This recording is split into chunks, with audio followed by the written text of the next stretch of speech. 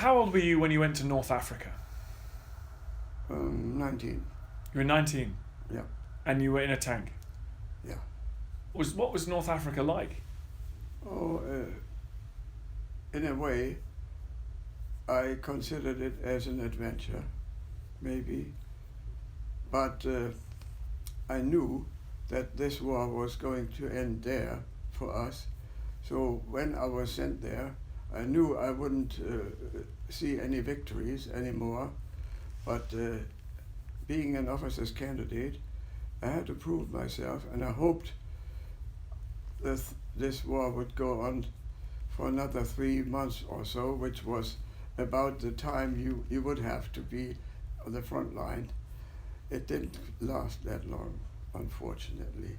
So when you went to North Africa, Mm-hmm. the British and Commonwealth were pushing in from direction of Egypt and Libya. Correct. The Americans were coming in from the west. Other side, yeah. So you were surrounded. Yes, that's right. Well, of course, we knew we didn't have a chance, but nevertheless, we did our best. It was a clear thing. I mean, a question of honor and pride.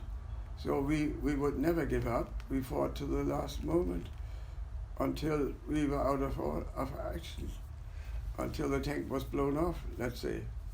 And what kind of tank were you in? 4G, Yeah. 75 millimeter long barrel. And what did you fear the most? Did you fear other tanks, or did you fear Allied air power or artillery? I didn't have too many encounters with the tanks, only in the first days.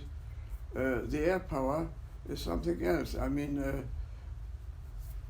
when I was there on the scene for only 2 or 3 days, we already had the first attack by Hurricane D3s, you know, tank busters, 5 meters high. And I tried to fight them with machine guns. They were coming in very low, 5 meters high, you know, and they used 40 millimeter guns, armor penetrating, of course, armor piercing. And that was my first encounter with these planes, I will say. We used to run around the tank, let's say, to get into the lee, but I had decided to fight them. Everybody was trying to get around the tank for cover, but I went up onto the turret with a machine gun, you know, and I started firing. Did you bring any down? No, unfortunately not. Only later I realized that they were armored underneath, armor plated. So I wouldn't have a chance, really. And so even though you weren't there for very long, you saw quite a lot of fighting? You know, a bit, I will say. All sorts. Yeah.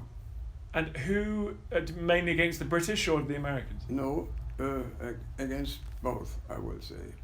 Well, I started against the British and the New Zealanders, and I ended up against the Americans up in the north, let's say about south of Ferryville, in the area of Mateur, hilly, mountainous.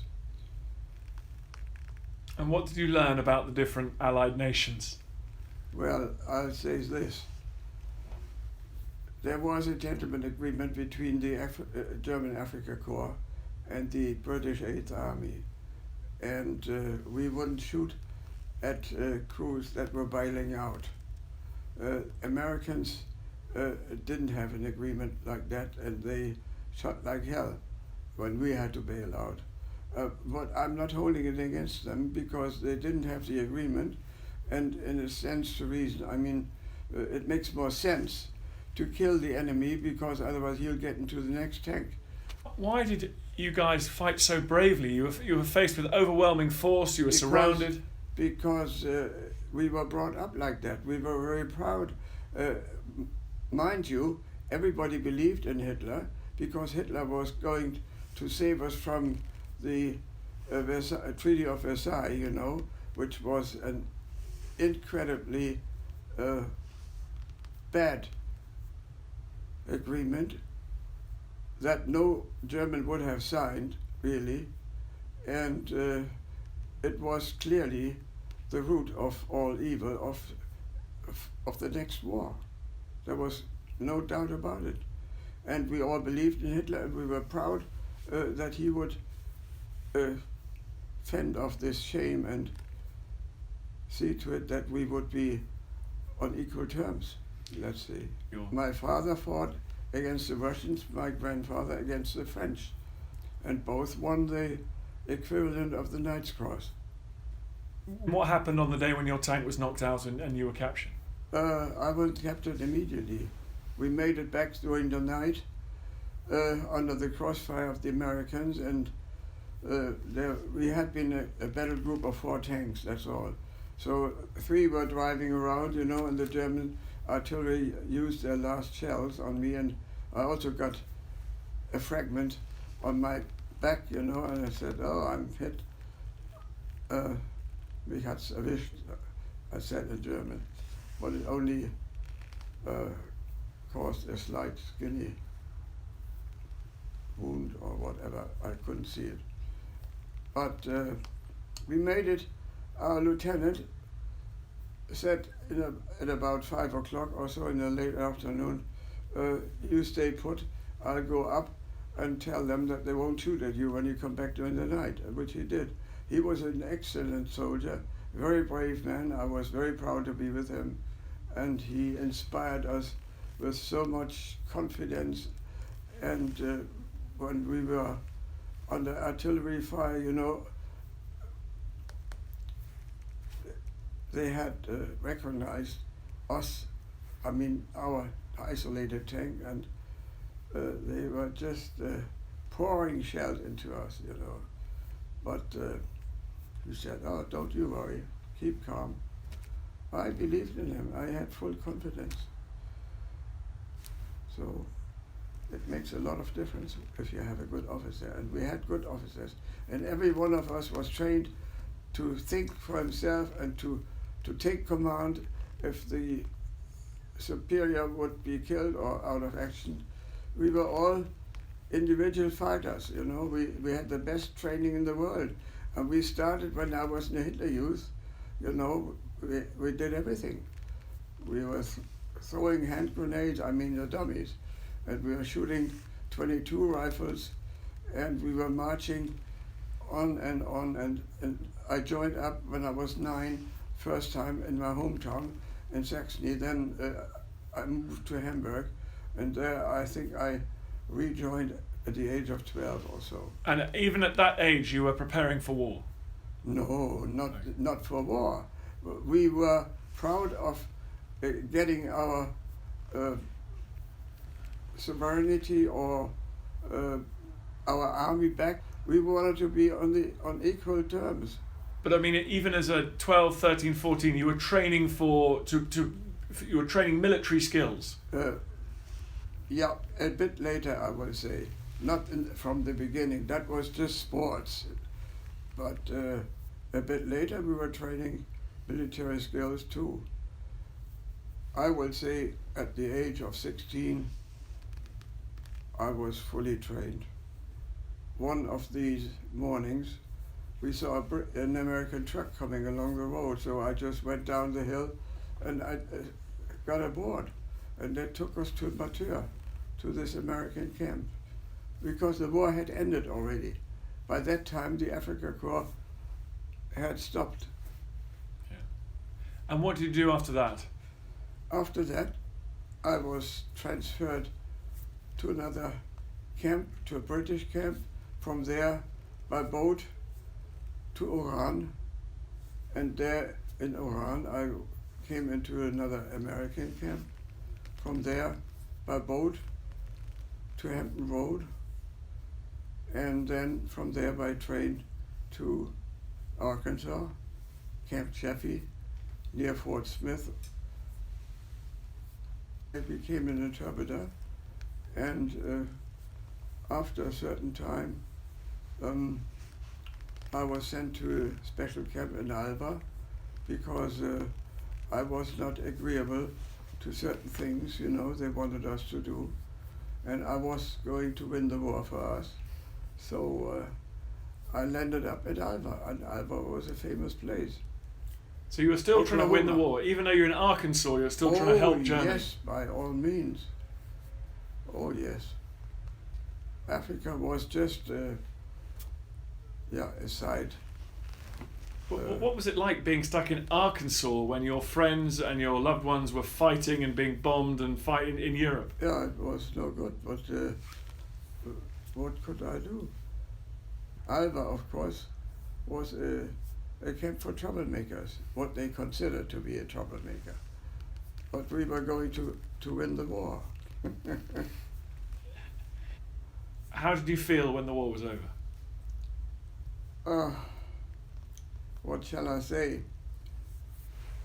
After Alva, I was transferred to Louisiana, and at Louisiana, I learned for the first time over the loudspeakers that Rommel had been forced to commit suicide, and that's when my youth ended, and my admiration of Hitler turned into the contrary.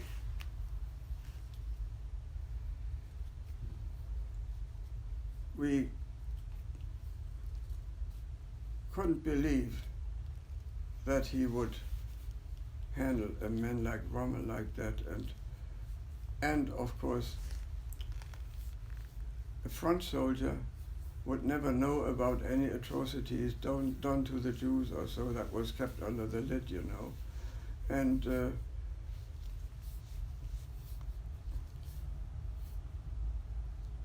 the bitterness came for sure, but we had no choice. It must be very difficult. Something you've believed in all of your life, yes, is just overturned. Yeah, that was the worst thing that could happen. That's why I said I lost my youth. I became an adult, and Did you still want Germany to win the war in 1945? no, in 45 we knew it was ended. We knew it was ended before that time, but we had to remain honorable, proud. How do you look back on North Africa? Do you look back on a terrible experience full of fear, or do you look back on a time of friendship and excitement and camaraderie?